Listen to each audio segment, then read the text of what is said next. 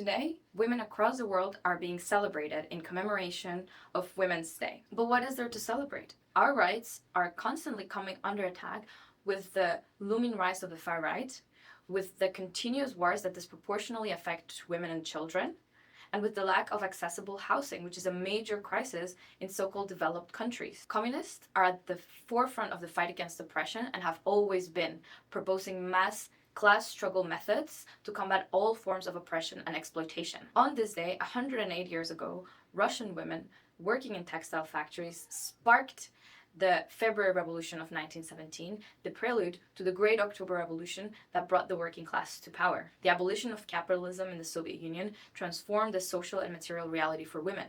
For example, the Bolsheviks were the first to grant universal suffrage and to legalize abortion. The Soviet government also launched projects to build public canteens, daycares, and laundries, all in an effort to socialize domestic labor and to liberate women from the isolation of the household. The Bolsheviks also founded Zenotdel, dedicated to work amongst women. Zenotdel was focused on bringing women into the public sphere, educating them, and encouraging them to play a role in the socialist transformation of society. The Soviet government also carried out work in Central Asia, a region dominated by religious sects, where the relations between men and women were bound by religion and tradition. While several steps were made towards the liberation of women, there were significant material limits to their full emancipation. The low level of economic development meant that not all the public projects were able to be carried out in full.